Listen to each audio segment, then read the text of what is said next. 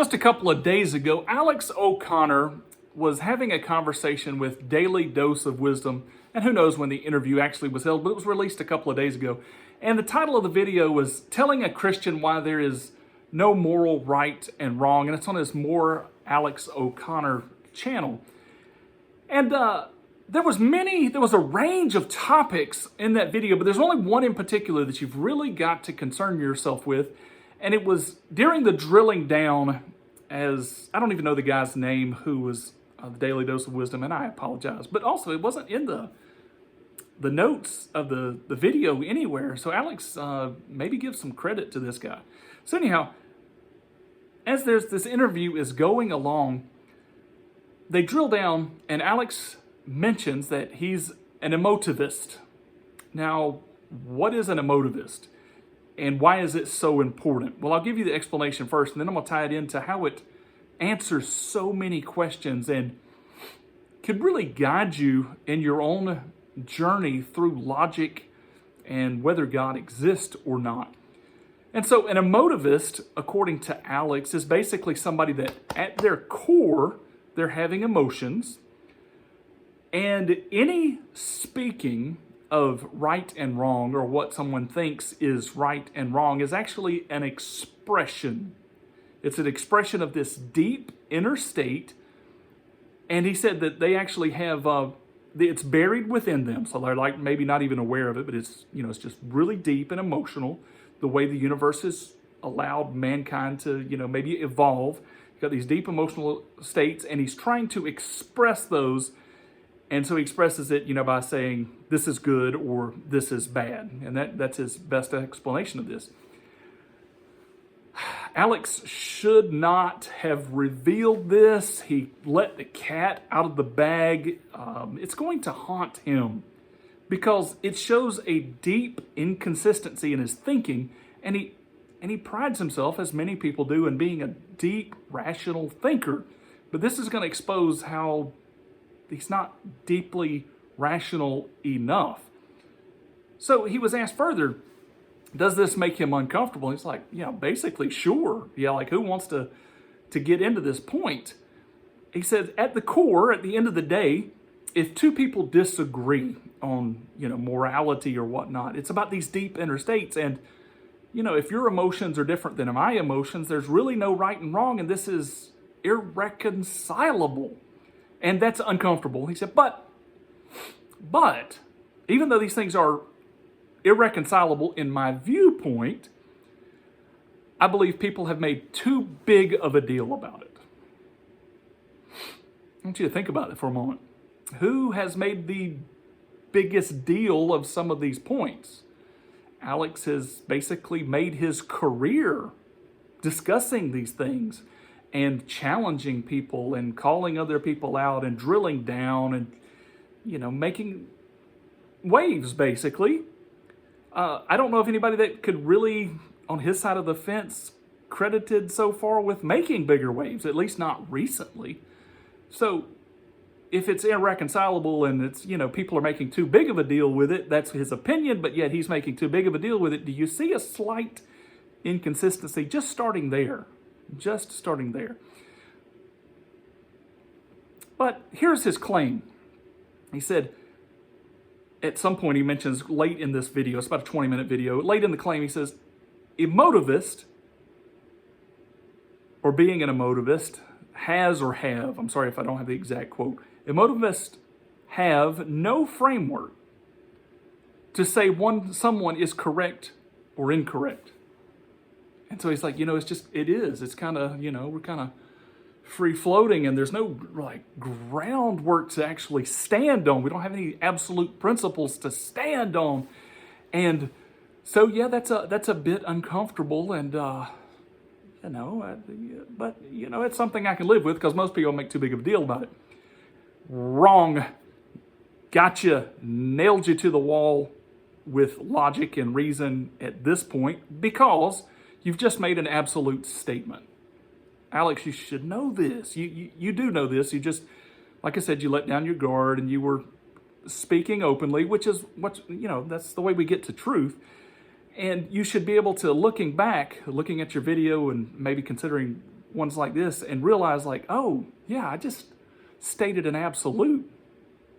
So you don't actually believe in free-floating emotions because you just gave the absolute. The absolute was emotivists have no framework to try to say if someone is correct or not. And so if someone else said, well, yes, they do have a framework to say if somebody's correct or not, you'd be like, well, no, they don't, which gets us back to right and wrong as a foundation, not as opinion. It's like math. It's just solid. It's always the base of things. You can't transform this. You can't run from it. You can't get away from it. There is always logical groundwork to our universe, and he just made it. He was like, everybody's emotional. They just don't know it. And they make these moral claims, and they try to express it in words. But he just gave an absolute. So that doesn't work. And to further show that Alex doesn't even believe what he claims to believe. Now, he did say, here's the thing. Alex can't be wrong. He can't be wrong. Now, the reason I say that is because he said, I might be wrong. So he's left room to pivot. He said, I'm agnostic over a range of things, so I don't know about this particularly, I don't know about that particularly. And so if you don't nail it down, then you can't be wrong, which is a way of being right, which gets us back into why we want to be right in the first place and not be wrong, which is for alignment and harmony with the way we were created, but, you know. So anyway, to show that Alex doesn't even believe this, he said, he's made other videos about genocide and slavery. And he brings up these hot buttons, these emotional hot buttons to try to like tear apart Christianity. Well, if you really didn't believe there was a way to win this argument, then why are you in the argument? Is it just a primal need to make videos and make money off the videos? Is that the primal need? Is just survival? If it was, why don't you be that open if that's what it's about? But so then the question is Alex now being inconsistent or is he being deceitful? And I don't want to go that direction. I don't think that's actually the case. I think most of the time atheists use partial logic. They don't put it all together. They don't ever consider the entire big picture, and so they miss things, even in their own thinking, until they're challenged with it. So if he thinks everything is just all emotions, here, I've got another question for him then. Why is he so focused on logic? In fact, some of us would go so far as to say, using his terminology, we would say, why is he so emotionally attached to logic? If you think everything's just emotions, why are you in this logic framework to begin with? It really seems kind of useless and pointless, as if it's not going to help. Especially with logic not answering everything. So logic can't answer everything. And so then we're kind of faced with this dilemma. And they touch on this in the video, but one of the things Alex likes to call is the brute facts. I'm going to change that, and I'm going to change it back to where it's always been, is what about brute faith? When you get to a point where you don't know the final answer, you're having to make an educated guess. You're having to be human and humble instead of just calling it a brute fact as if, we have this. You call it a brute fact because it's a starting point, but that's avoiding the fact that it is a step of faith. And so if that's the case, why are atheists or agnostics against faith, since the starting point of their journey is faith? And they have to use faith to get started logically. And with that, here's the answer then. So it's okay to use faith when you have to get started. Because otherwise you can't get started thinking. You have to have these, brute facts that you accept by faith. And having that, so it's okay basically to use faith when you're emotional. Think about it. Think about everything he says in the video. Go watch the video and think about what he's saying in the video. He said at the deep cores of us, we're just emotional when it comes to right and wrong, and we're trying to express these things, and we have to use faith to get started. And so basically, because of emotions, it's okay to use faith.